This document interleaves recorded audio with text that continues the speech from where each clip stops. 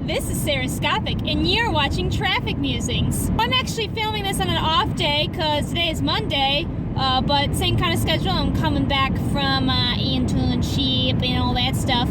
But I wanted to make this video because something ridiculous happened today, and I wanted to share with you guys before I forgot the magic of the moment. This morning, I come out of my apartment at a later time because I don't have to leave so late, but of course that ended up working against me as it turned out. It was very cold last night, which I especially know because it's super drafty in my room, and thanks to the wind blew off the plastic sealant that cracks up. Anyway, that's not what I was here to talk about. So as I'm walking out my door, I'm trying to get to my car, and I have the auto start on because my car has an auto start, which is wonderful, especially in winter.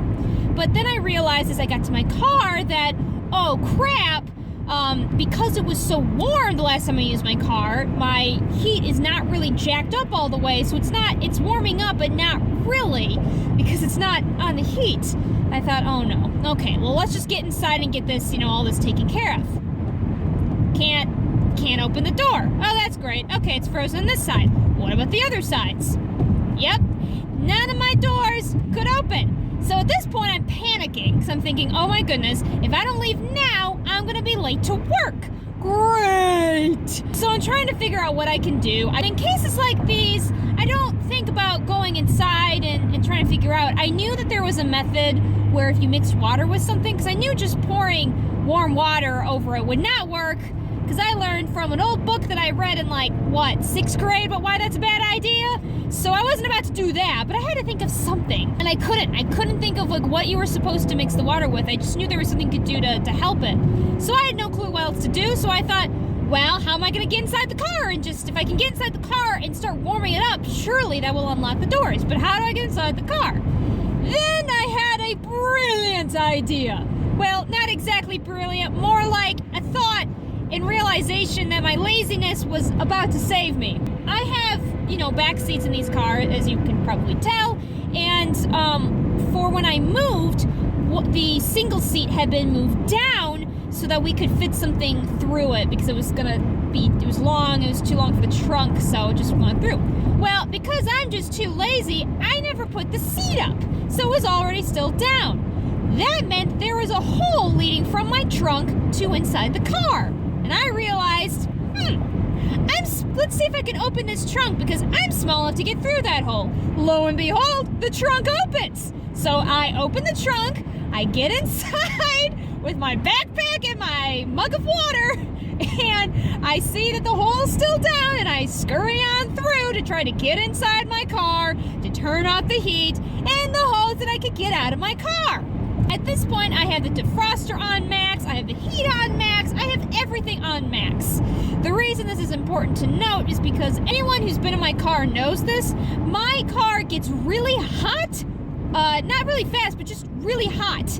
And even on the one setting, but the full heat, it's way too hot, sometimes even in the dead of winter. It's both good and a bad thing, I suppose. So I had it all the way up, and I am just boiling. And I can actually start to smell some bad, kind of damage probably from being so hot, but I'm just waiting. I just want to make sure, okay, as long as I can get out of my car, then we're fine. I try to get out of the car from the inside.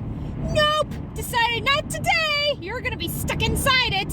So I thought, oh good! How am I gonna get to work like this? But I'm running out of time. The issue too, I forgot to mention, is I had snow on the right side of my car, because that was the other issue, that wasn't defrosting either. That's why I couldn't get out first. So, in order to do that, I had to go in the back seat, get my windshield wiper thingamabobber, crawl out of the trunk again, and then start cleaning my car off. Once that was done, I started defrosting the window, but the doors still wouldn't open. So in the trunk I go, back to the front seat. At that point, I texted my supervisor, apologized for being late again, and got in my car and started for my internship, thinking, okay, it's got about 30 minutes to defrost in the car. We'll just put it on max and we'll go from there. So I have it on max heat, on max levels, on max defrost, Meanwhile, I am just burning up incredibly, even though it's cold. My stupid whatever heater is way too hot. And I'm thinking this is gonna be the best thing for my car. So I'm driving over to my internship and I park the car and I try to open the door and you guessed it, no such luck. Still stuck. Unintended rhyming consequence. So at this point I'm thinking, well, I'm already here. We already know how to get out from here. So I crawl to my back seat. I get in through the trunk. I open the trunk and out I go. The only reason any of this is possible is because some of you may know this, some of you may not. Most cars nowadays have a release from the inside to be able to open the trunk. Sadly, you can imagine why this had to be implemented. It's because there's weird people who kidnap children and put them in the trunk of their car, okay? It's kind of creepy that we have to have this function, guys. What is wrong with society? So anyway, I wanted to share that story with you all today because I felt it would be a great way to start off your week or whenever this is uploaded. I forgot to mention, I also posted on Facebook this story and went, "Hi guys, anyone have any help?" And just got a flood of wonderful responses ranging from mix rubbing alcohol and water in a squirt bottle, which is the answer I was looking for, to, sacrificing a virgin goat, to unlocking my door. So thank you guys for your advice. It was very helpful. Once I got out of my internship, in case you guys are wondering, I was able to use the strong arm technique that another friend of mine mentioned and was able to open my car door. So that was good at least. But I suppose the moral of the story is be lazy. Forget to put things back where they go because it may end up, saving your hide from not being able to go anywhere. I tell you what, though, I'm actually going to be permanently leaving one of my seats down in case this ever happens again because, my goodness, that's actually a really useful technique. So, I guess that's Sarah does not recommend living somewhere cold, I guess? I mean, if you can help it, winter's lovely. I mean, it looks pretty, but man, it's not fun to drive in. It's always amazing to me how, I have a lot of friends, for example, who say that they love winter and such, and you can tell that they've never actually lived in it because I'm like, yeah, it looks pretty. You ever try to drive in it? Anyway. Yeah, also, another thing this experience taught me is I have now been ranked as a YouTube comedian because the first thing I thought of when all of this was happening to me, when I saw I couldn't get in through my door, to the point that I finally had the brilliant idea of climbing in through my trunk, all I could think of was, this will make a great episode of Traffic Musings. I think I may have officially gone off the deep end, I'm not sure. I guess I'll just end this episode with a question, as I said I'm going to try to do to get people to respond. Tell me about... Oh, hi, Mr.